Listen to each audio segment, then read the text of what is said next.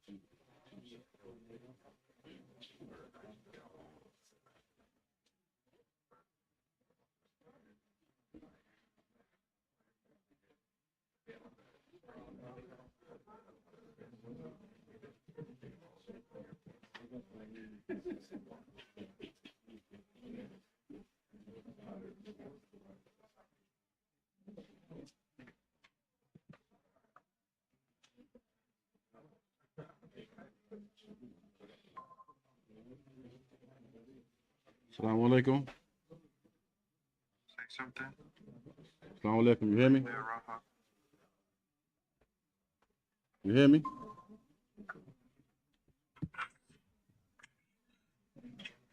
السلام عليكم. وعليكم السلام ورحمة الله وبركاته شيخنا. حياكم الله، كيف حالكم؟ الله يبارك فيك، حياك. الله يعلك أحسن شيخ من ما كنت بالأمس. الله يحسن. ما زلت مريضا شيخ؟ لا يعني ممكن تقبل. نعم. تقلبات الجو الآن عندنا متقلبة. نعم. الله يبارك فيك. الله يشفيك شيخنا. نعم، نحن جاهزون شيخ، الله يحفظكم. طيب، بسم الله الرحمن الرحيم، الحمد لله رب العالمين، والصلاة والسلام على نبينا محمد وعلى آله وصحبه وسلم تسليما كثيرا إلى يوم الدين. أما بعد، فكنا في الجلسة الماضية قد تكلمنا ضمن محاضرة حقوق الزوجين بعضهم على بعض على حقوق الزوج على زوجته، وذكر شيء من هذه الحقوق، وإن كانت أيضا هي كثيرة، لكن المقصود هو الإشارة إلى أهم هذه الحقوق، وإلا فمن ما نذكر به تبعا لموضوع الليلة البارحة أن المرأة لا ينبغي لها ولا يجوز لها أن تؤذي زوجها، لما جاء عنه صلى الله عليه وسلم أنه قال: لا تؤذي امرأة زوجها في الدنيا إلا قالت زوجته من الحور العين: لا تؤذيه قاتلك الله، فإنما هو دخيل عندك يوشك أن يفارقك إلينا. وهذا الحديث في صحيح الجامع. نعم. So the Shaykh, he began praising Allah Tabaraka wa Ta'ala and beseeching Allah to send a salat and a salam upon the Messenger of Allah sallallahu alaihi wasallam, his family and his companions all together. As to proceed, the Shaykh, he says that we spoke in the previous sitting yesterday that regarding some of the rights of the spouses, one over the other. And we began by way of mentioning the rights of the husband specifically. And we only mentioned some of those rights, although the rights, they are many. However, the intent was just to make an indication towards some of these rights and what they are. And as we said, something which we did not mention yesterday was that it is not permissible for the wife to harm the husband. It's not permissible for the wife to harm the husband due to what has come from the Prophet ﷺ being authentically reported from him. The Prophet ﷺ, he said that no woman harms her husband in the dunya except that his wife in paradise from the Hurul Ain says, don't harm him.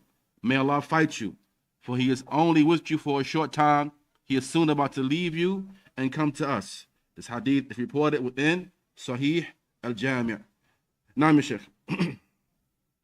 ومن ذلك أيضا الذي نذكر به أن الواجب على المرأة أن تصبر على زوجها وألا تنظر إلى حياة غيرها من النساء وألا تتطاول بعينها إلى ما لا يتمكن منه زوجها، فإن الله سبحانه وتعالى قال لينفق ذو سعة من سعته ومن قدر عليه رزقه فلينفق مما آتاه الله، فترضى باليسير وتقنع ولا تكلفه ما يشق عليه ويضيق به صدره ويكره المعيشة معها، بل تحتمل.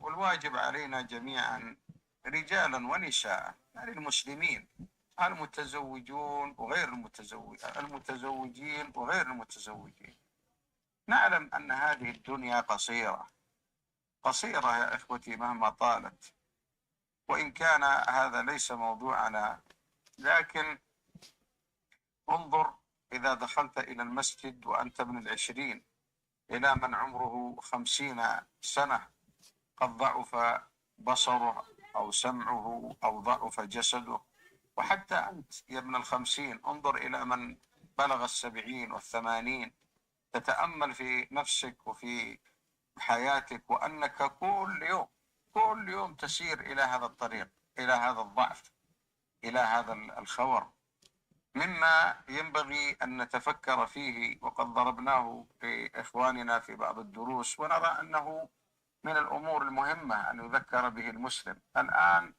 الفتنة التي عمت بها الأرض وطمت، وأنا أعتبرها من أكبر الفتن وأشدها، وهي فتنة ما يسمى بالمشاهير رجالا ونساء. الله أعلم كم يضل هؤلاء وكم يضرون الناس في دينهم وفي دنياهم.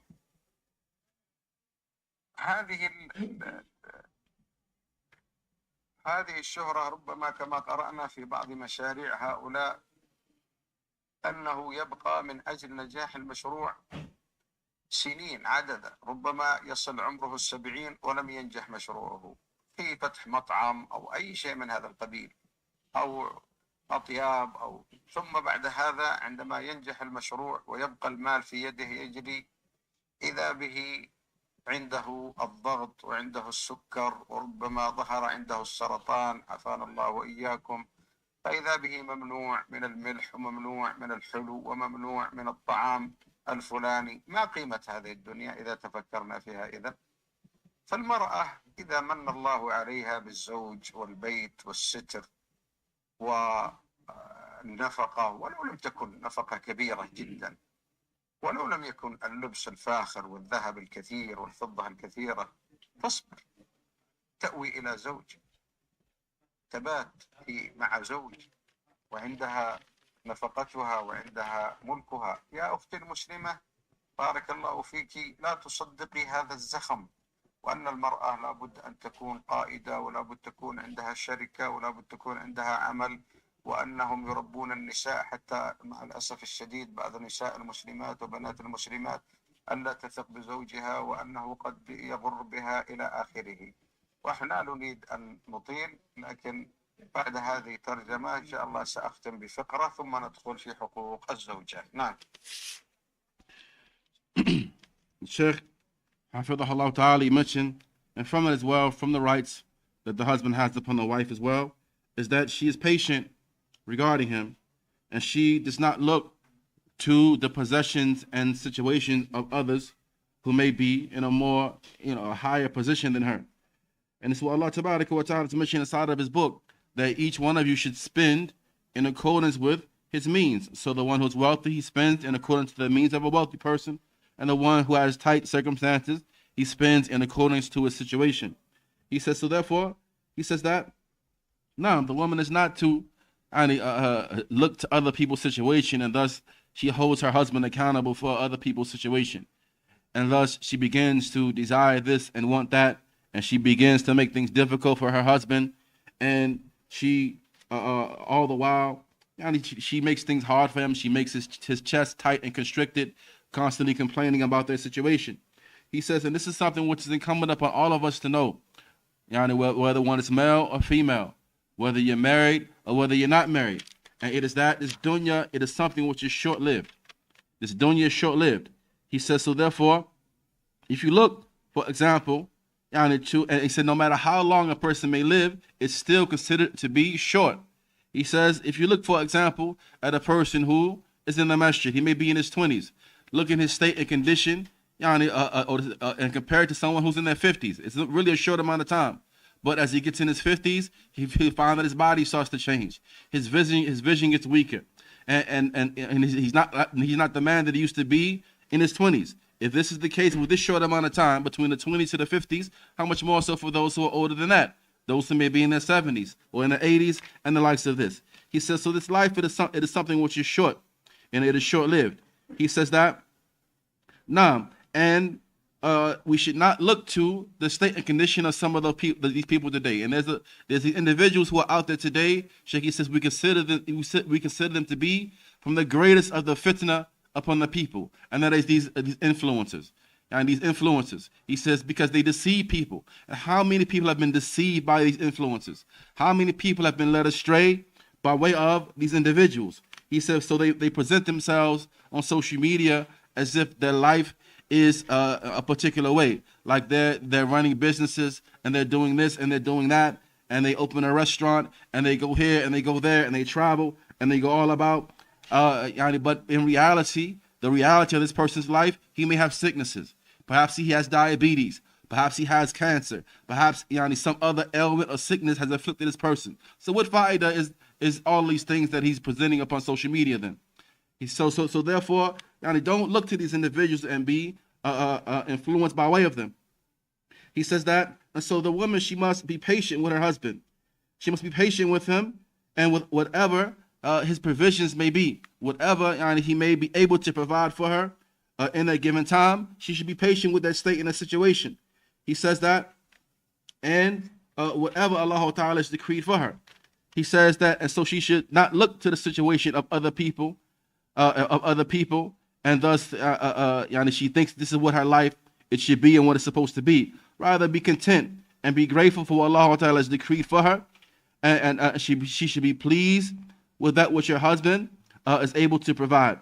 And so after the Shaykh he mentioned, after the translation, he's going to go into one last issue, and then he's going to go into speaking about the rights of the wives. Now, Shaykh. التنبيه على أن حق الزوج في بعض الحالات لعظم شأنه لا ينقطع حتى بالموت.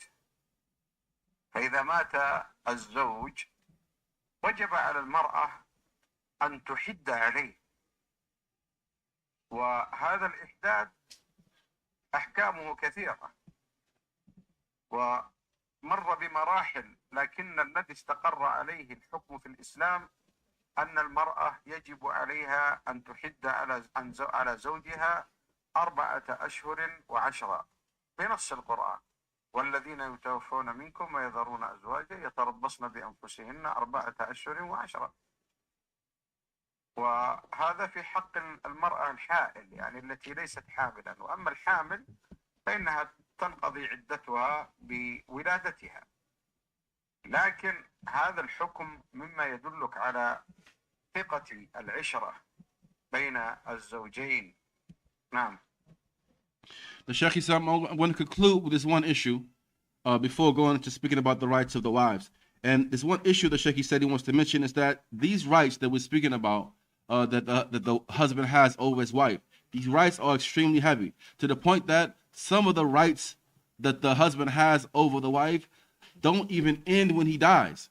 He can die, he still has certain rights that are incumbent upon her to observe regarding her husband. It shows you the enormity of the husband's rights. And from that is that when the husband passes away, then the wife, she must observe a mourning period. She must observe a mourning period.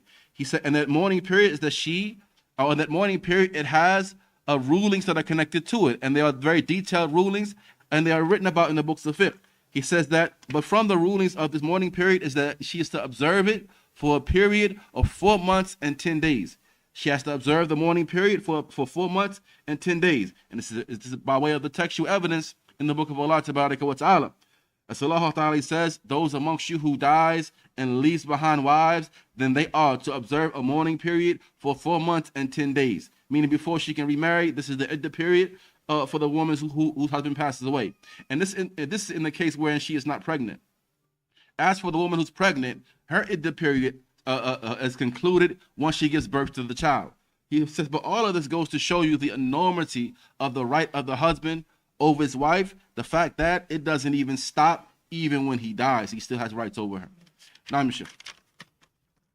مما ينبغي ونشرع في حقوق الزوجة حتى لا يغضب علينا النساء ويقولن أنتم تتحدثون كثيرا عن حق الزوج، وإذا جئتم إلى حق الزوجة ذهبت الفصاحة وذهب البيان. لا والله، حق الزوجة الذي أحقه هو الله سبحانه وتعالى، والبيان لا بد أن يكون واضحا.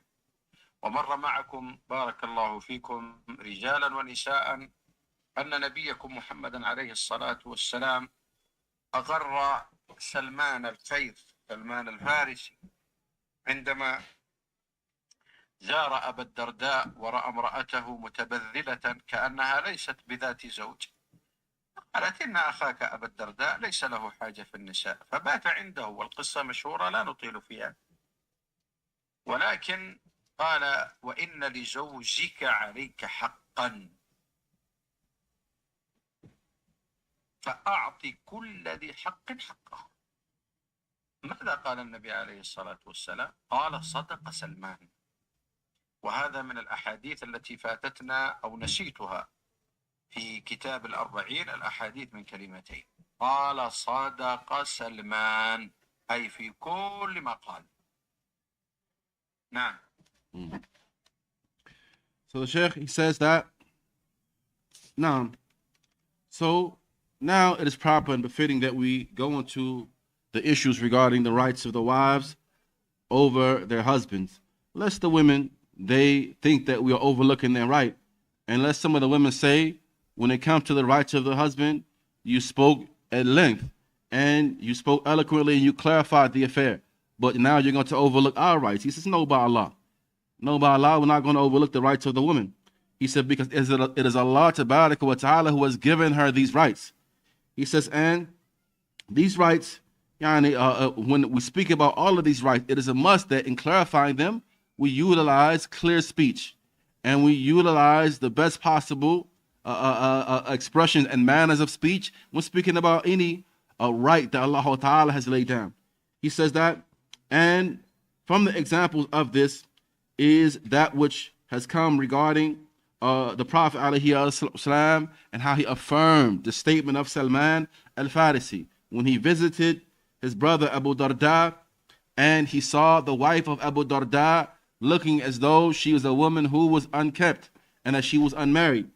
And so when he asked her about this, she said to him, your brother, meaning your brother Abu Darda, has no need for women, meaning that he was one who was intense in terms of his worship and him being preoccupied with that. So he has no desire for women. And so Salman, he said to Abu Darda in advising him that your wife has a right upon you. So therefore, give everyone who has a right their right. And the Messenger of Allah alayhi salam, when he heard this, what Salman has said to Abu Darda, he said the statement, Sadaqa Salman, that Salman has spoken truthfully. And he said that this narration, this hadith, is a hadith that the Shaykh he mentions. If those who are familiar with his book, 40 Hadith consisting of 2 words, the Shaykh he says that we actually forgot to mention that hadith inside of these narrations that only contain 2 words in them, as this hadith is, just 2 words, Sadaqa Salman. And Salman, he spoke truthfully. نعم يا شيخ. من ما ينبغي أن يعلمه الزوج في حقوق المرأة أن يعرف أولا، وهو في نظري من أعظم الحقوق المتعلقة بالزوجة، بحيث إن الزوج إذا أغفل هذا الحق ذهب أكثر الحقوق، ألا وهو معرفة طبيعة خلقة المرأة. من أعظم الحقوق التي للزوجة على زوجها أن يعرف طبيعة خلقتها، وأنها ليست كخلقته، لا في جانب الحب والعاطفة ولا في جانب القوة والشجاعة. وإلى هذا أشار النبي صلى الله عليه وسلم الذي قال الله فيه: وما ينطق عن الهوى إن هو إلا وحي يوحى، حيث قال كما في الصحيحين من حديث أبي هريرة رضي الله عنه أن النبي صلى الله عليه وسلم قال، وتأمل في هذا الحديث: استوصوا بالنساء فإن المرأة خلقت من ضلع، وإن أعوج ما في الضلع أعلاه، فإذا ذهبت تقيمه كسرته، وإن تركته لم يزل أعوج، فاستوصوا بالنساء خيرا. وهذا الحديث متفق عليه، بل إنني أزعم، ولي أن أزعم لا بأس، أن من فقه هذا الحديث فقه حقوق زوجه عليه، أي فهم حقوق زوجته عليه إذا فهم هذا الحديث فهما صحيحا.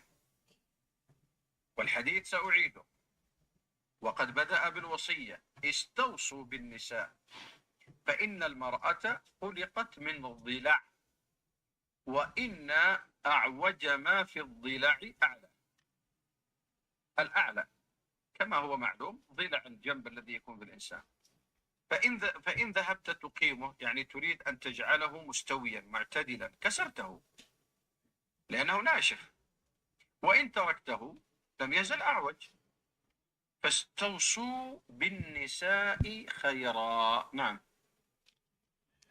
The Shaykh Hafidhahullah Ta'ala, he mentions that the Shaykh he mentions that in relation to the rights of the wife over the husband, from that which is known is that this first right that is going to be mentioned, the Shaykh he said, in my view, it is from the greatest of possible rights. It is from the greatest of possible rights that the wife has over the husband. He says, and to the point that if the husband is heedless of this right, then all of the other rights of the woman are going to suffer. The Shaykh he says that it is that he understands and he knows the nature of the woman. She has a right that he understands and he knows her nature. He says, and he knows that the wife is not like him, neither in love and affection, nor in physical strength and bravery. She is not like him. And the Messenger of Allah alayhi wasallam, he said, and he is the one who Allah has described as La yantiqu anil hawa. He does not speak of his own desire. Rather, whatever he says is revelation revealed to him by Allah. And he said, and what has come in the 2 Sahihs from the hadith of Abu Hurairah, radiallahu anhu, he said, treat the women kindly. For indeed, she has been created from a rib, and the most crooked portion of the rib is the highest portion of it. And if you set out to straighten it, you're going to end up breaking it. But if you leave it, you're going to accept it as it is with that crookedness within it. So therefore, treat the women kindly. This hadith is agreed upon by Al-Bukhari and Muslim. And the Shaykh, he says that I claim, and it is right for me to make this claim that I'm going to make. He says, and his claim is that whoever understands this hadith as it should be understood, then he will fully grasp and understand all of the rights that his wife has upon him. He's going to fully understand it. He says, so if he understands it correctly, he's going to be able, by way of that understanding, to comprehend and understand all of the other rights that his wife has upon him. Then he repeated the hadith. نعم يا شيخ. في رواية مسلم إن المرأة خلقت من ضلع لن تستقيم لك على طريقة فإن استمتعت بها وفيها عوج وإن ذهبت تقيمها كسرتها وكسرها طلاقها. بل في رواية ابن حبان عن سمرة إن المرأة خلقت من ضلع فإن أقمتها كسرتها فدارها تعش بها. هذا عند ابن حبان، فدارها تعش بها. وأنا أقول للمسلمين جميعا، للأزواج خصوصا، تعرفوا على طبيعة المرأة من جهة العموم، ثم أيضا الزوجة التي رزقكم الله بها، فإن هذا من أعظم أسباب الفلاح وفقه حقوق الزوجة على زوجها. نعم. The Shaykh, he says that in the narration of the hadith that comes within Sahih Muslim, he said, alayhi salatu wasalam, that the woman has been created from a rib, and that rib, it will not be straight. So therefore, if you enjoy her, you're going to enjoy her with that crookedness within her. And if you strive to straighten her, you're going to break her. And the breaking of her is divorce. Likewise, within Ibn Hibban, from the narration of Samura, the Prophet ﷺ, he mentioned that the woman has been created from a rib, and therefore if you strive to straighten her, you're going to break her. But if you live with her, or if you enjoy her, you enjoy her with the crookedness. So therefore, leave her as she is, and you will be able to live in kindness. You'll be able to live in tranquility. The Shaykh, he says that it's narration, and it is incumbent upon us to understand it, to the husband specifically. So we understand this narration in a general way, meaning that it is to be generally applied to women, and likewise you understand it specifically in relation to the woman that you've been given. The woman that you've been given, you understand this narration. And when you understand it, this understanding, it will be the means to a happy life. And it will be a means to you having fiqh and comprehension of the rights of the woman. Naam ya Shaykh.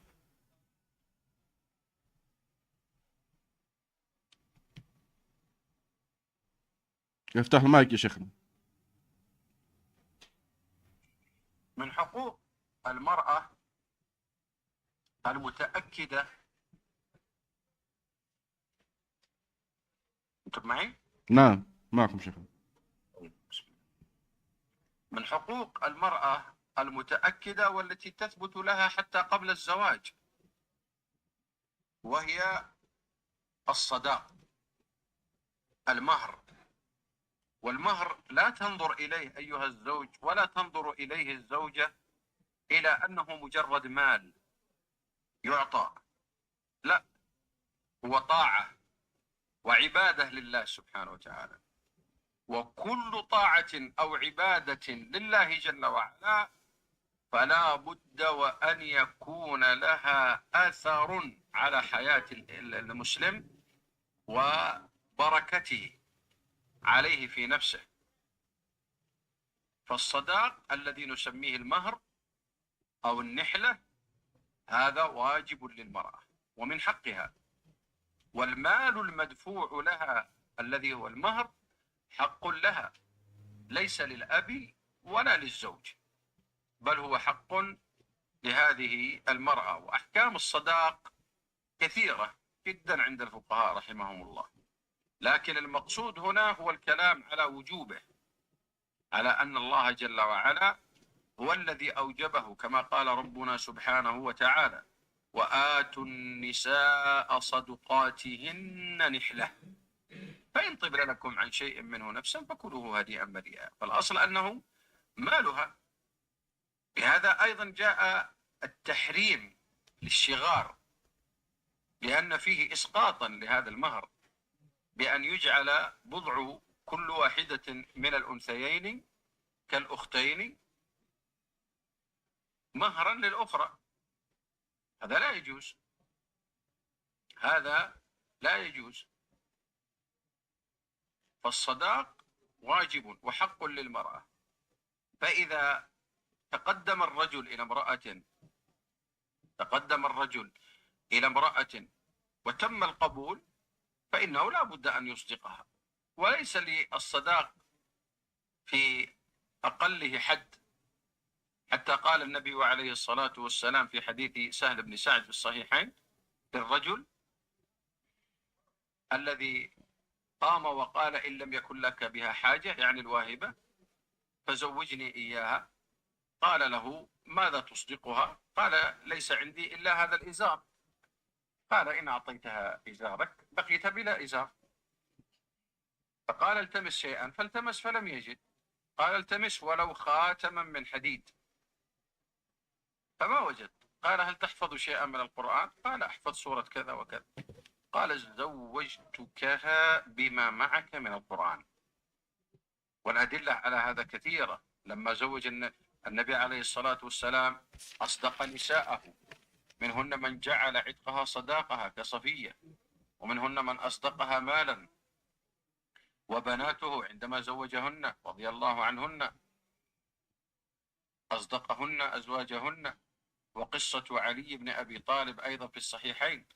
والكلام على هذا من أوضح الواضحات، لكن لا بد من التنبيه عليه. والذي يهمني من التنبيه هو اعتقاد الزوج والزوجة والأبوين معا، من جهة الأب ومن جهة الزوج ومن جهة الزوجة، أن يعلموا أن المهر ليس قضية مالية، وإنما هو بركة وطاعة لله سبحانه وتعالى. والله يبارك لمن أطاعه وتقرب إليه بالعبادات. نعم. From the rights that the wife has over the husband that are strongly emphasized, and it is a right that she has even before the marriage takes place, and that is that of the dowry, the mahar. And one is not to look at this dowry as though it's just money and that's it. Rather, it is an act of obedience to Allah wa ta'ala. And it is a worship of Allah Azza wa Jal. And every act of obedience, every act of worship of Allah wa ta'ala, it is a must that it has an effect, or it's inevitable it's going to have an effect on the life of the Muslim. And it's going to have an effect in terms of bringing about blessings. And this dowry, Allah Ta'ala, or it has been referred to as mahar. Likewise, it has been referred to as nihla. He said it is a right that is obligatory for the woman. And it is a right of hers. It's not the right of her father, nor is it the right of her husband. And the rulings connected to this dowry, this sadaq, this mahar, are many. And they've been mentioned by the scholars in the books of fiqh. However, the intent here is to simply mention the obligation of it. That it's an obligation. And Allah has made it to be an obligation. As Allah Ta'ala mentioned inside of his book, and give the women their sadaq nihlatan, as a nihla, as a gift, a bridal gift given to the wife. So this dowry, it is hers, it belongs to her. And it is not the right of anyone else other than that woman. And for this reason, you find that the affair of shigar has been made haram. That is, mathalan, that that two sisters, you may have two sisters, one gets married and she gives her dowry to the other sister in exchange for the other dowry later. No, this is not permissible. He says it is the right of the woman who has been married that she receive that dowry, all of it from her husband. The Shaykh, he says that, and we have many narrations that indicate the obligation of this. He says, and from that is that which comes in the two Sahihs, wherein the companion of the Messenger of Allah, from the narration of Sahal ibn Sa'ad, that the Prophet ﷺ, that a woman had presented herself to him for marriage, and the Prophet he was not interested. And so Sahal said that if you have no need for her, then marry me to her. So the Prophet ﷺ, he said, what do you have to give her as the dowry? He said that I don't have anything to give her as the dowry except this izar that I have. He said, well, give her your izar and I will marry you to her. He said, but if I give her my izar, I won't have anything to wear. So the Prophet ﷺ, he said, give her something, even if it may be a ring made of iron. And when he was not able to come up with that, he said, how much do you have of the Quran? And he mentioned what he had of the Quran. He said, well, I will marry her to you based upon what you have of the Quran, meaning that you teach her what you have of the Quran, that will be her dowry. So it's an indication that it is obligatory that she receive something as a dowry. He says, even if it may be a small amount, as this is what is ideal. As the Prophet ﷺ, he got married and he gave his wives dowry. Some of them he gave a gift to. Some of them, like in the case of Sophia, he gave her a monetary amount. Likewise, in relation to his daughters, he married them all and they received dowries for their marriage. There's the story of Ali ibn Abi Talib, radiallahu anhu, in relation to him when he married Fatima and she gave her a dowry. All of these are from the clearest indications of the obligation of the woman receiving a dowry. And so we simply want to draw attention to the fact that this dowry, and it is not, and this must be paid attention to by the husband, by the wife, by the father, by the mother, by the parents of the bride, and other than them. The dowry, it is not simply money. It is not just money, and don't look at it like it's just money. Rather, it is an act of obedience to Allah Tabaraka wa Ta'ala. It is a means by way of which Allah Ta'ala will bestow blessings upon this couple. He will bless them and them inside of their marriage on the account of them being obedient to Him and by them fulfilling the obligations that are upon them. نعم يا شيخ. وما دمنا ذكرنا المهر فلنبقى في الحقوق المالية التي للزوجة وهي في الجملة 4. هذا الذي ذكرناه وهو المهر، والثاني النفقة. النبي صلى الله عليه وسلم لما نادى الشباب للزواج كما في الصحيحين من حديث المسعود قال يا معشر الشباب من استطاع منكم الباءة فليتزوج ومن لم يستطع إلى آخر الحديث. والشاهد الذي أريد حتى لا نطيل أن النبي صلى الله عليه وسلم قال من استطاع منكم الباءة، والباءة فسرت بتفسيرات لكن منها أن عنده القدرة على إيواء هذه الزوجة، فيدخل فيه النفقة والكسوة والمهر والسكنة. فنبدأ ما دام أخذنا المهر نأخذ النفقة، وإنما سأشير إشارات لأننا عندنا موضوع طويل. النفقة في قوله تبارك وتعالى لينفق ذو سعة من سعته ومن قدر عليه رزقه فلينفق مما آتاه الله، وكما قال تعالى وعلى المولود له رزقهن وكسوتهن بالمعروف. وفي قوله عليه الصلاة والسلام اتقوا الله في النساء فإنهن عوان عندكم أخذتموهن بأمانة الله واستحللتم فروجهن بكلمة الله ولهن عليكم رزقهن وكسوتهن بالمعروف. وهكذا لما جاءت هند امرأة أبي سفيان هند بنت عتبة رضي الله عنها قال لها خذي ما يكفيك وولدك بالمعروف، وهذا ولله الحمد واضح مسألة النفقة. نعم.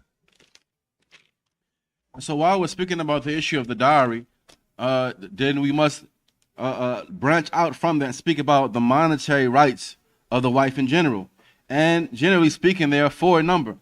and amongst them is the dowry, the mahar, and likewise that he must spend upon her, the nafaqah, the right of nafaqah and spending.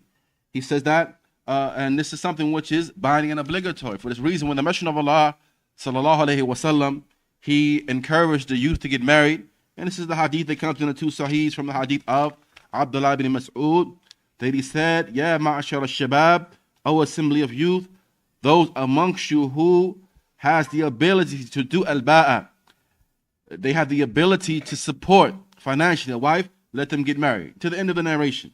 He says, but the shahid is that the Prophet ﷺ, he attached the encouragement to marriage, the encouragement to get married to an individual having the ability to take care of a family. Because this word ba'a, and it has been explained many different times by the scholars who of Arabic language and the likes. He says, but in general, it goes back to four affairs. They are the mahar, the dowry, likewise clothing, likewise a nafaqah, spending upon them in general, taking care of their necessities, and likewise housing.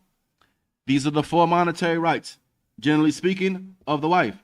He says, and we could speak regarding each of these issues in detail, but it would make it very long. And the intent is not to make it very long. However, each individual, as Allah Ta'ala said inside of the Quran, let each amongst you spend in accordance with his means.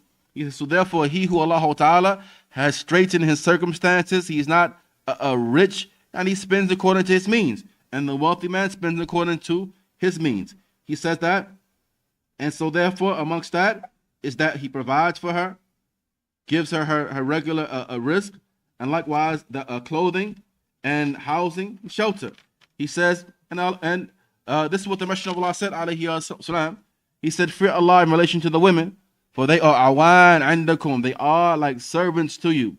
So therefore, they have upon you the right of clothing within reason, and the right of spending and housing. And you have made by way of that their private parts lawful by way of the word of Allah Tabaraka wa Ta'ala. He says, we have in the narration, so therefore it is incumbent upon you to provide for them and to clothe them within reason. For this reason, we have in the narration of Hind, the wife of Abu Sufyan, her name is Hind bin Utbah, when she came complaining about Abu Sufyan not spending upon her, the Messenger of Allah said, alayhi salam, Khudi, take from his wealth that which is sufficient for yourself and for your children within reason. Within reason. Now, so all of this highlighting the obligation of providing for the wife. Now, ya Shaykh. حتى أن النفقة تستمر للزوجة مع الطلاق في حالتين. الحالة الأولى أن يكون الطلاق رجعيا، وهذا واضح. الثانية حتى مع طلاق البينونة الكبرى فإنها تجب النفقة، لكن إذا كانت المرأة حاملا. إذا كانت المرأة حاملا فإنها لها النفقة على زوجها حتى يضعن حملهن. وأما الحق الثالث في الماليات فهو الكسوة. الكسوة وهو أن يلبسها بالمعروف، وليس معنى ذلك أن يلبسها الفاخر من اللباس الذي يقدر عليه، لقول الله تعالى وعلى المولود له رزقهن وكسوتهن بالمعروف. وكما تقدم أيضا في حديث جابر ولهن رزقهن وكسوتهن بالمعروف.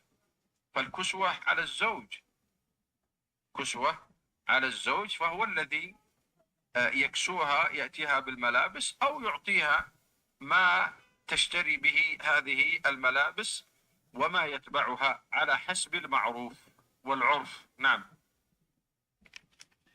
The Shaykh, he says that this affair is so emphasized, the affair of spending upon the wife is so emphasized, that it is something which is ongoing. It's something which is ongoing. The Shaykh, he says that even once the wife has been divorced, even when she's been divorced, it's still binding upon the husband to spend upon her in two cases or two situations. The first case is that the divorce, if it is a raj'iyah, if it is raj'iyah, it is a revocable divorce. then he still must spend upon her for the duration of the iddah period. The second situation, if he has divorced her with an irrevocable divorce, but she is pregnant. If he has divorced her with an irrevocable divorce, but she's pregnant, he still must provide for her and spend upon her for the duration of the pregnancy until she gives birth to that child. The third monetary right that the wife has over the husband is that of clothing, that of kiswa. And it is something which is done within reason. And it is not the case that he's obliged to buy her the most expensive of clothing and the top brands and the likes of this, but rather he does so, he spends upon her clothing within reason. And as Allah Ta'ala mentioned within his book, that it is upon the one to whom a child was born to spend upon them, the one to whom a child was born, the father meaning, to spend upon the wife, and likewise to clothe her within reason. He says that. Now, and so as well, that, so therefore it is incumbent, and likewise similar has come in the narration of Jabir, when the Prophet ﷺ, he said that upon the husband is to house her and to clothe her within reason. And so it is incumbent upon the husband that he provides clothing for his wife, that he buys the clothing for her, or that he gives her the money with which she can buy the clothing herself. But he must provide clothing for his wife. Now, Mr. والحق الرابع المالي هو السكن، السكن الذي تسكن فيه المرأة، وقد أضافها الله عز وجل السكن إلى بيوتهن، فقال وقرن في بيوتكن، والذي يهيئ هذا البيت هو الزوج وليس الزوج. والله جل جلاله قال في المطلقة الرجعية، انتبهوا إذا ذكر في القرآن ما هو أدنى في الحكم فما هو أعلى من باب أولى. المطلقة الرجعية فرض الله لها سبحانه وتعالى السكنة، يعني لو طلق الرجل امرأته أول طلقة فإنها تعتد 3 قروء، يعني 3 أشهر. في هذه 3 أشهر لا يجوز له إخراجها من البيت.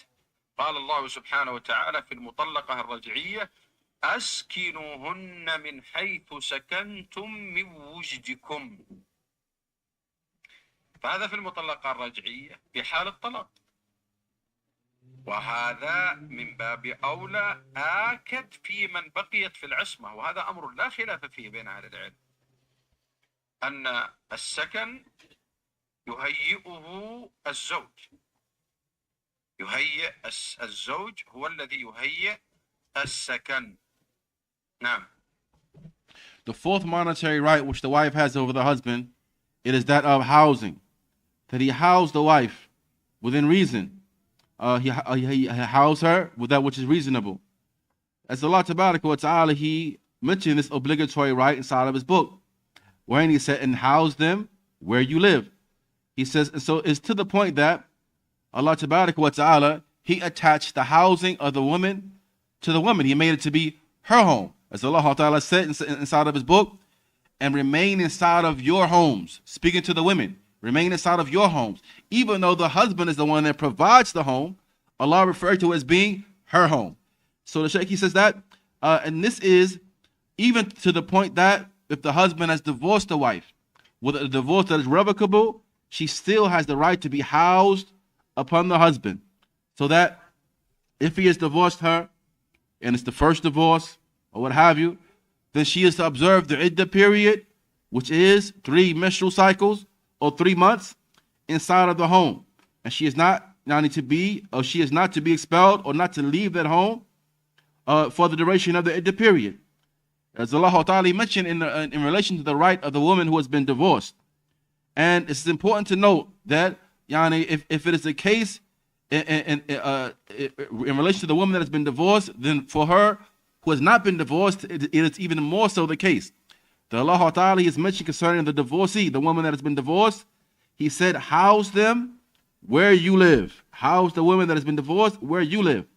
So if this is the case in relation to the woman that has been divorced, it's even more so the case for the woman who is still under the patronage of her husband, that he must house her.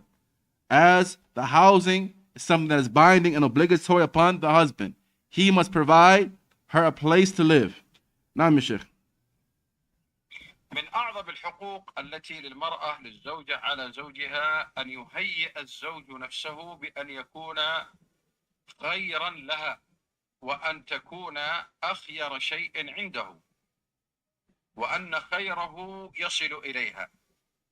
فقد روى الترمذي وغيره بإسناد صحيح أن النبي صلى الله عليه وسلم قال: أكمل المؤمنين إيمانا أحسنهم خلقا. أكمل المؤمنين إيمانا أحسنهم خلقا، وخياركم خياركم لنسائهم. في رواية أخرى: ألطفهم بأهله. لكن هذه الرواية فيها علة. وفي رواية ابن حبان: خيركم خيركم لأهله، وأنا خيركم لأهلي. وأيضا جاء في حديث ابن عباس مرفوعا رضي الله عنهما، قال عليه الصلاة والسلام: خيركم خيركم لأهله، وأنا خيركم لأهلي، كما هي رواية ابن ماجه. والأحاديث في هذا كثيرة. فالنبي صلى الله عليه وسلم بين أن الذي فيه خير وعنده خير، فإن أعظم هذا الخير وأكثر هذا الخير يكون لأهله. والأهل المقصود بها أصالة الزوجة. قال الله سبحانه وتعالى: سار بأهله، يعني موسى، فهي الزوجة. نعم. Now, the Sheikh, he mentioned as well that from the greatest of rights that the wife has over the husband is that the husband, and this is something which is connected to him, his person himself, is that he is good to her, that he treats her well. And he treats her, he looks at her as though she's the most valuable thing that he has, and that he treats her in a good way. As a result of that, it has come being reported by Tirmidhi, wherein he said, the Prophet ﷺ, he mentioned that the most complete of the believers in terms of faith are those of them who have the best character, and the best of you are those who are the best to his women. He said this narration, there's some reason for criticism of the narration. However, you have an authentic narration that comes, or the meaning of it is correct, and the authentic narration that comes within Ibn Hibban of the same narration. The Prophet ﷺ said that the best of you are those who are the best to his family, and I am the best to my family. Likewise, there's the hadith that comes being reported within Ibn Majah from the hadith of Ibn Abbas, radiallahu anhu, that he said that the best of you is he who is the best to his ahl, to his family, and I am the best of you to my family.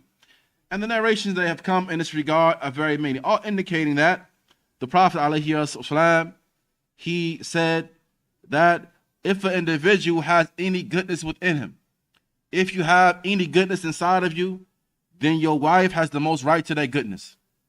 She has the most right to that goodness. He says that, and Allah Tabaraka wa Ta'ala, he has mentioned in relation to this issue that we are to treat that Musa alayhi salam, and he pleased his wife, or that he treated his wife well. نعم يا شيخ. ومن ذلك أيضا بل يدخل فيه أيضا أن على الزوج أن يحتمل ما قد يجده من زوجته من بعض التقصير أو النقص، وخصوصا إذا جاء الأولاد أو كثروا. وليس معنى هذا أننا نشجع المرأة على أنها تقصر في حق زوجها، لكن إذا وجد هذا فإنه يحتمله مع النصيحة. وقد جاء في صحيح مسلم من حديث أبي هريرة أن النبي صلى الله عليه وسلم قال: لا يفرك مؤمن مؤمنة إن كره منها خلقا رضي منها آخر، وفي رواية غيره. ومعنى يفرك أي يبغض، معنى ما يريدها أن تكون على وجه الكمال كاملة في كل شيء. إذا تزينت فهي أجمل النساء، وإذا طبخت فهي أتقن النساء في الطباخة، وإذا هيأت البيت فهي أنظف امرأة. أين تجد هذه؟ والله لو وجدت مثل هذه المرأة الكاملة التي لا نقص فيها، أنستك الحور العين والعمل للجنة، وتكون فتنة عليك. إذا وجد شيء من النقص أو التقصير يحتمل هذا بهذا، وينظر إلى محاسنها وإلى ما رزقها الله سبحانه وتعالى من الخير والصلاح والديانة والطاعة إلى غير ذلك. وهذه مسائل مهمة طبعا، يطول الكلام على هذا. وفي النفس كما يقولون شجون، يريد الإنسان أن يعبر عن بعض الأشياء، لكن طبيعة الحال في مثل هذه المحاضرات وهذه الدروس خصوصا مع الترجمة أنه يتعافى عنها. نعم. Sheikh, he mentioned that from that as well, the rights that the husband or that the wife has with the husband is that he bears patiently her shortcomings. That he bears patiently her shortcomings, especially in the case wherein children come about, or when the children get older, they begin to grow in the likes of this.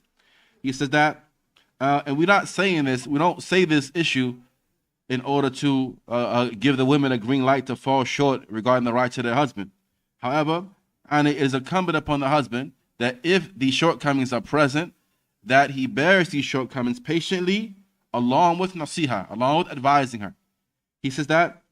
So we have the narration that comes in the Sahih of Imam Muslim from the hadith of Abu Hurairah radiallahu ta'ala anhu, that he said that the Messenger of Allah said, alayhi salatu wasalam, let not a believing man hate a believing woman, but if he sees one characteristic from her that he dislikes, he is bound to see another that she likes.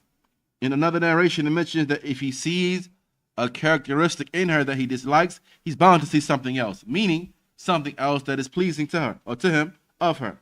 He says, so it's not the case that when he looks at his woman, he should expect perfection from her in everything that she does. So when it comes down to her beautifying herself, she's supposed to be the most beautiful woman that the world has ever seen. Or when it comes down to her cooking, she's supposed to be the most perfect cook that ever cooked a meal. Or when it comes down to cleaning, she should be the perfect woman that cleans the home ever. He said, where are you going to find a woman like this? He's saying, even if you do stumble upon a woman that is near perfect in these characteristics, where is she in relation to the Hur'ain? He says that the likes of these women are not to be except with the Hur'ain. He says, and so therefore, this is a fitna for some of the people. So, we should look at the good characteristics that she does have. Look at the good qualities that she has. Look at the khair that she has within her, that Allah Ta'ala has placed within her. Look at how she is obedient to you. Look at her religiosity. Look at her righteousness. Look at the good that she has. He says that, and we don't want to make the speech long, because this issue in and of itself, we can speak at length regarding it. However, with the likes of these lectures wherein there's a translation, the translation already makes it longer than it has to be. So the Shaykh, he just wants to make an indication towards the importance of these issues. Naam, ya Shaykh. والصحابة رضي الله عنهم لمعرفتهم بعظيم حق الزوجة، وأنه لا بد للإنسان أن يعطي كل ذي حق حقه، كانوا يسألون النبي صلى الله عليه وسلم عن ذلك. فجاء في حديث معاوية بن حيدة قال قلت يا رسول الله ما حق زوجة أحدنا عليه؟ قال أن تطعمها إذا طعمت، وتكسوها إذا اكتسيت، ولا تضرب الوجه، ولا تقبح، ولا تهجر إلا في البيت. وهذا الحديث عند أبي داود، وهو حديث عظيم. وتقدم الكلام على الكسوة وما أشبه ذلك، ولكن إن حصل إساءة أو تقصير واحتاج الإنسان إلى العقوبة، فإنه لا يجعل هذه العقوبة براحا ومسرحا فيضرب ويتعدى إلى الوجه ويقول بعد ذلك كما قال العلماء في قوله لا تقبح، قال لا تقل قبحك الله، لا تقول هذا، ما يصلح، حرام هذا. ولا تهجر إلا في البيت، بل قال العلماء إنه أراد بالبيت ما هو أخص، وهو الفراش، لأن الله عز وجل قال في المضاجع. فالهجر إذا وصلت العقوبة في حق المرأة وقصرت في حق زوجها، لا تكون أمام الأطفال وأمام الأولاد وأمام الأقارب بتعييرها أو تعييبها أو إظهار عقوبتها، لا، بينك وبينها أضيق حد وهو الفراش. المخاطبات والمهاترات والعقوبات تكون على هذا الفراش. انظر إلى رحمة رب العالمين جل جلاله، قال واهجرهن في المضاجع، حتى أن ما وراء هذه المضاجع لا يدري عنه أحد. إذا اجتمعوا مع الأولاد على السفرة تعاملوا بصورة طبيعية، يتكلمون ويتخاطبون ويتناقشون فيما يتناقشون فيه. أما العقوبة ففي الغرفة. هذا الذي دلت عليه النصوص ودل عليه الأدب في الإسلام. نعم. And so the Sahaba, due to the knowledge which they had of the enormity of the right of the wife, and the ability and the knowledge that many of the people would not be able to fulfill all of the rights of the wife, they would come frequently and ask the Prophet Muhammad alayhi about this. As is coming in Hadith of Muawiyah ibn Haida, that he came to the Prophet alayhi and he said, "What is the right of our wives upon us?" The Prophet alayhi said that you feed her from that which you eat, that you clothe her when you clothe yourself, and likewise that you not strike her upon her face, and that you not vilify her, and that you do not boycott her except within the home. This hadith is reported by Abu Dawood, and it is a great and tremendous narration. And we already spoke regarding the affair of clothing and the likes of that. He says, however, if it be that you find some type of shortcoming in the wife, and there's a need for you to discipline her, then it is not to be a discipline that is injurious, or that is that you harm her and that you beat her and the likes of this, that you beat her. He says, but rather, it is something which is proper and befitting. And when he mentioned that one should not vilify her, now the scholars have explained that this is such as saying the statement, "Qabbahakallah," may Allah disgrace you. Saying the likes of these statements to your wife is haram. He said, and when he spoke about the issue of not boycotting her except within the home, he says that the scholars have mentioned regarding this, that rather it is in the most specific place within the home, and that is the farash, there's the bed. That you don't boycott her except within the bed. Meaning by way of this, that if the wife falls short in relation to your rights, that you don't broadcast this affair, and you don't argue with her and discipline her in front of the children, or speak about the issue in front of relatives, shaming her and the likes of this. But rather, if it be that there has to be some type of boycott or discipline, it takes place in the most specific place within the home, and that is the bed. So when it comes down to, and all of this is from the mercy of Allah Tabaraka wa Ta'ala, from the mercy of Allah Azza wa Jal. Was Allah Ta'ala, he mentioned the steps in terms of discipline of the wife. He mentions, and you refuse to share her bed. Refuse to share the bed, meaning in the steps of discipline. From the mercy of Allah Tabaraka wa Ta'ala. So therefore, inside the home, when you're amongst the children and it's time to eat, you're at the sofra and it's time to eat, you act like everything is normal. You continue conversing with her, talking with her, discussing things, going back and forth. But if you have to display your anger with her and the likes of this, you only do so in the bed. You only do so, meaning in the ghurfa, the Shaykh, he said, rather, inside the bedroom. This is where the discipline takes place and not outside of it. Now, my Shaykh. من الحقوق الجامعة هو المعاشرة بالمعروف بكل ما تحمله المعاشرة والعشرة. حتى صنف العلماء كتبا في العشرة، ومن أشهرها كتاب النسائي، وهو كتاب مستقل. وفي كتب الحديث شيء من هذا. قال الله تعالى: وعاشروهن بالمعروف، وعاشروهن بالمعروف. وأقوم ما يمكن أن يصل إليه المسلم في تحقيق هذا الأمر هو النظر في سيرة النبي صلى الله عليه وسلم، فإن النساء يختلفن وتختلف أمزجتهن وسنهن أيضا. ونساء النبي صلى الله عليه وسلم حكين لنا أشياء عن معاشرته وحياته، وخصوصا أم المؤمنين عائشة، فيتلطف ويكون لطيفا، وهذا من الخير.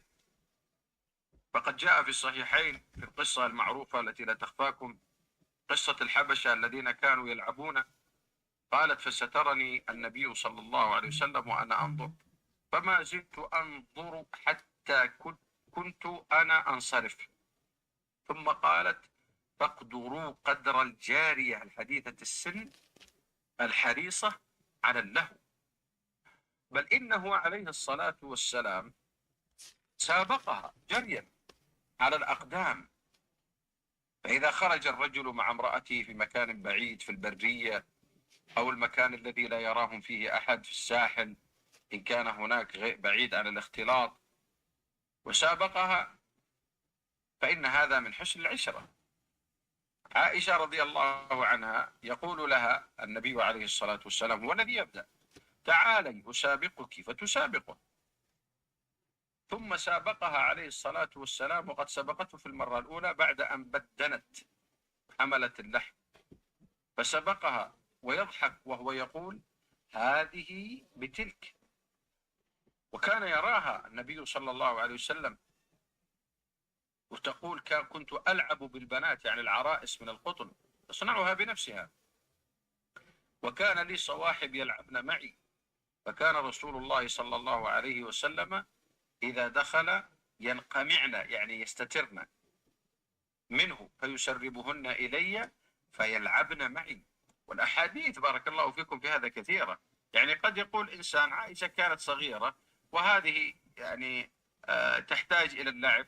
طيب، وزوجتك إذا كانت لها هواية ولم تقصر في حقوقك ولا الجلوس معك ولا ما شابه ذلك ولا في حقوق الأولاد، لكن جلست تغزل، تصنع بالغزل من الخياطة، عندها هواية بأنها تخيط ملابس أو تعد وجبات وتكتبها، اتركها ما دام ما هناك تقصير وليست لك بها حاجة.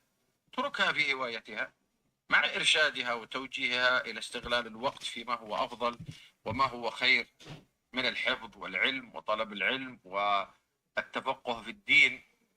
وهذا سيرة النبي عليه الصلاة والسلام أعظم برهان. بل إنه عليه الصلاة والسلام كان لا يتحاشى.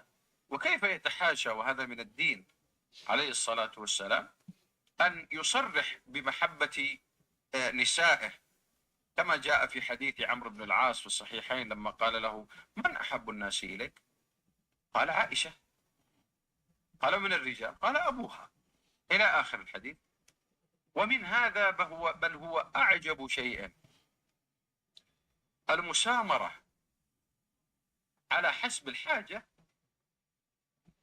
فيسمر مع زوجته ويسمع منها عائشة الحديث الطويل، كما في صحيح مسلم القصة المعروفة حديث أم زرع، وهو حديث طويل. يعني انظر إلى كيف جلس النبي عليه الصلاة والسلام يستمع من عائشة هذا الحديث، يستمع لها وهي تقص وتفصل على حديث هؤلاء النسوة 11 امرأة، تذكر كل امرأة بما قالت.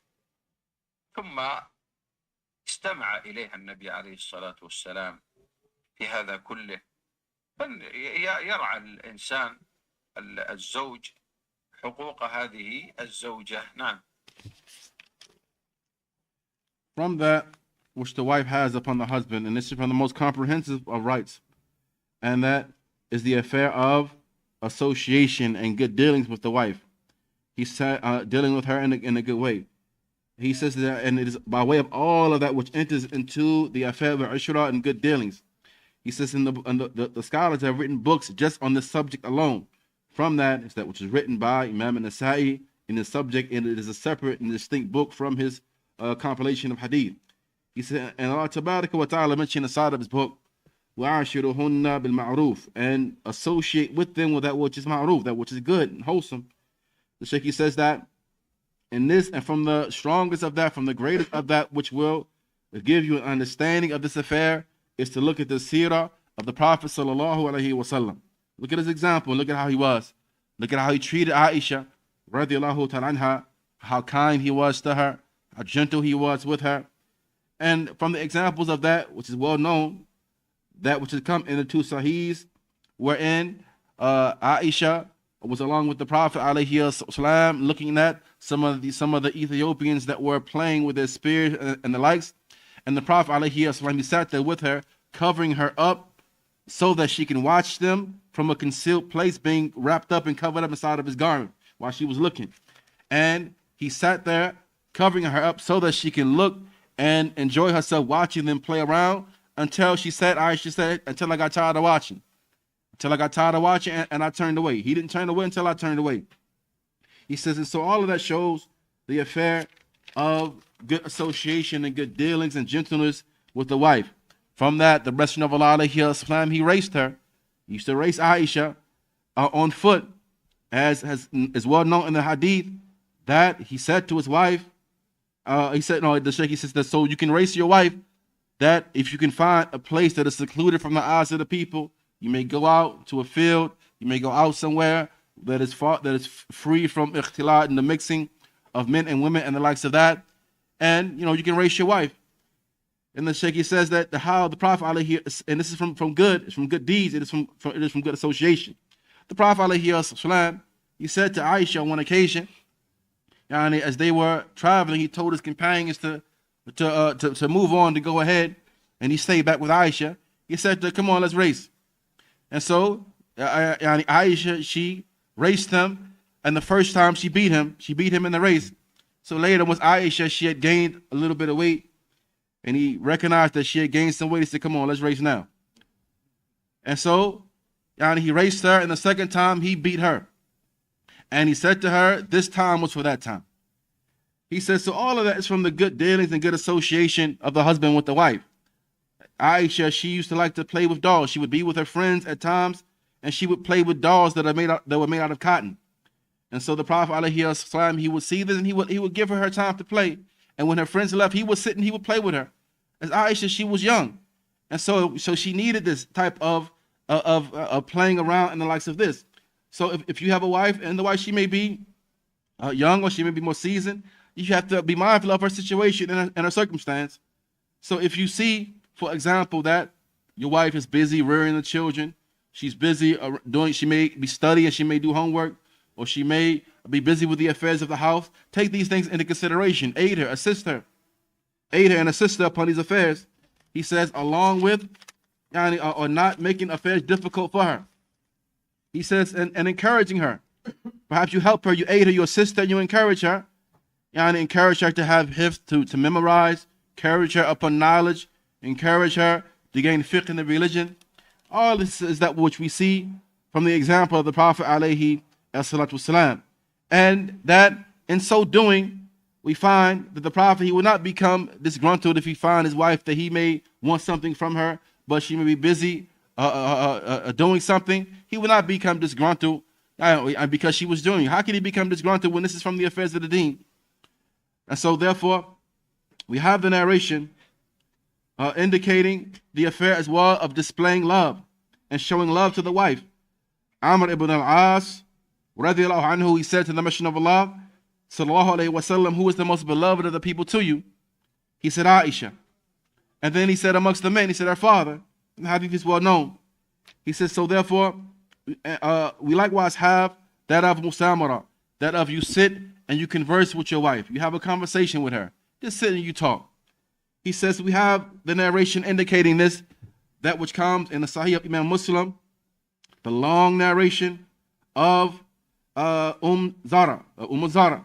in which the Prophet ﷺ, he sat with Aisha and she narrated to him this long qissa, the long story, the story of 11 women. And all of them had something to say about their husbands. And she sat and she narrated each of their stories to the Prophet ﷺ, a long hadith, and he sat there, he listened. He sat there and he listened to her narration. All of that displays the enormous effect and the obligation of associating with the wife in a good way. نعم يا شيخ. ومن ذلك أن يؤدي إليها ما يحب أن تؤديه إليه من التزين والتطيب والتنظف وإبعاد الروائح الكريهة، فإن هذا من حقها عليه. وقد روى ابن أبي شيبة عن ابن عباس رضي الله عنهما أنه قال: إني لأحب أن أتزين للمرأة، يعني الزوجة، كما أحب أن تتزين لي، لأن الله تعالى يقول: ولهن مثل الذي عليهن بالمعروف. وهذا عند ابن أبي شيبة وعند البيهقي وعند الطبري وعند غيرهم. ومن الحقوق التي هي من أعظم مقاصد الزواج وفسر بها الباءة إعفافها بالوطأ الذي يحفظها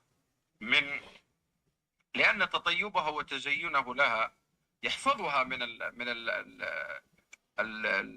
السوء مع الرجال الآخرين. وكذلك أيضا المقصد العظيم، أو هو من أعظم المقاصد من النكاح، ألا وهو الوطأ من أجل الإعفاف، فإنه يعفها بذلك ويسعى في ما إذا ظهر منها أنها تريد هذا الشيء في تحسين حالته وصحته والوصول إليها بقدر ما يستطيع. وهذه الأشياء وإن كان قد يستحيا منها، لكن لا بد أن تذكر في مثل هذه المقامات، لأن بعض الأزواج ربما مع الأسف الشديد يهجم على زوجته هجوما، وهذا غلط. التزين، التطيب، التهيؤ، ما أشبه ذلك، هذا لا بد من التنبيه فيه. هذا ديننا دين كامل تام راعى المصالح كلها. وطبعا لا يخفاكم أن الحقوق كثيرة، حاولت أن أذكر أصولها وقواعدها، وأختم بعد هذا بالتنبيه على أنه مع التعليم والترغيب والترهيب وإحسان العشرة وإظهار النعمة التي عليها المسلم في حال الزوجية، أن يحسن الظن، كل واحد منهما يحسن الظن بالآخر، ولا يجعل الآخر موطن التهمة والاتهامات والبعد عن إحسان الظن. كذلك يعني يدخل في هذا درء الشبهات ودرء الفتنة التي قد تحصل، وخصوصا بسبب هذه الوسائل التي أضرت وأضلت وحرفت الناس عن الصراط المستقيم، إلا ما رحم الله جل جلاله. فإحسان الظن مع الاحتياط، فإن الثقة لا تمنع الاحتياط. هذه قاعدة احفظوها: الثقة لا تمنع الاحتياط، فتثق وتحسن الظن وتحتاط في كل الأمور. أسأل الله الذي لا يسأل سواه جل في علاه أن يوفقنا وإياكم للعلم النافع والعمل الصالح، وأن يتولانا وأن يثبتنا على دينه، فهو ولي ذلك والقادر عليه. يا مقلب القلوب ثبت قلوبنا على دينك. اللهم أصلح أحوال المسلمين وبيوت المسلمين ونساء المسلمين ورجال المسلمين وشباب المسلمين في مشارق الأرض ومغاربها.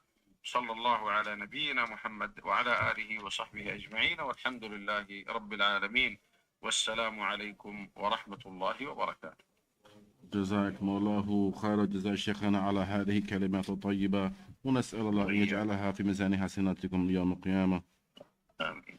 آمين، ولكم بالمثل ولكم بالمثل. الله يبارك فيكم. السلام عليكم شيخنا. سلام الله. نعم. From that as well, the Shaykh he mentions is that of now from that as well, as we mentioned, that is that one must pay attention to the fact that, or he must give to his wife that which he likes to be given to him. I mean, he takes into consideration that which he likes himself, and that is the affair of beautification. That one beautifies himself for his wife, takes care of his appearance, takes care of his hygiene, removing foul smells and the likes from himself, and he takes care of this issue. And this is from the obligatory rights which the wife has upon the husband. As the narration has come within with Ibn Abi Shayba and others from Ibn Abbas, that he said that I love to beautify myself for my wife, just as I love that she should beautify herself for me. For Allah Ta'ala is mentioning inside of his book that for them are rights similar to the rights that are due upon them, within reason. So the narration, as we said, is with Ibn Abi Shayba and Al-Tabari and other than them. He says, so that therefore one must pay attention to this issue, and from that as well is striving to keep his wife chaste. You do what is necessary to keep your wife chaste, and that is by way of intimacy with her and the likes.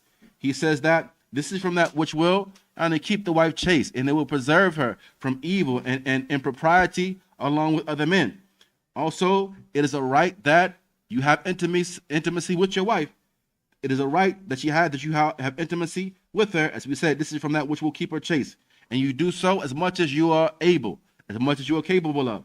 He says that, and this, these types of issues must be mentioned, because unfortunately some of the men, they neglect all these issues. They neglect beautifying themselves for their wives. They neglect being intimate with them and affectionate with them and the likes of that, and they make the affair very difficult. They make marriage to them very difficult with their wives. May Allah guide us in them. So the Shaykh says that, but all of this shows and it displays the perfection of this religion. Our religion, it is a deen that is perfect. Our religion is a deen that is complete in every single way. So pay attention to this issue, and this is from the usul of the religion. And we're going to conclude by drawing attention to something, and that is the issue of teaching, educating the wife, treating them well, having ihsan towards them, and being mindful of the ni'mah, of the blessing that we have by way of getting married. And that we have as well good thoughts of one another, that we have good thoughts of each other, and that we avoid tuhma, we avoid speculation, we avoid evil suspicion and having bad thoughts about our spouses. We should have good thoughts about each other, and we should have good thoughts about each other. As not having good thoughts, it is something which will lead to fitna, and it will lead to harm. He says, so we have good thoughts about each other, and we trust each other. And trusting us does not prevent us from taking precaution and the likes of that. You trust somebody doesn't mean that you're letting your guard all the way down and you can be duped and tricked. Rather, trusting a person, you can still, along with trusting them, take precaution. He says that, and this is from the principles of the religion. It is from the principles of our deen. And the Shaykh, he concluded by way of supplicating and asking Allah Ta'ala that he favor us and bless us, or he asking Allah Ta'ala, besides whom none should be asked, that he give us beneficial knowledge and righteous actions, and that that he safeguard us and protect us. O turn of the hearts, keep our hearts firm upon your religion. We ask Allah Ta'ala to bless the wives, to bless the husband, to bless the children, and to give us all that which is good in this life as in the next. And with this, the Shaykh, he concluded. And we likewise conclude here. هذا وصلى الله وسلم وبارك على نبينا محمد وعلى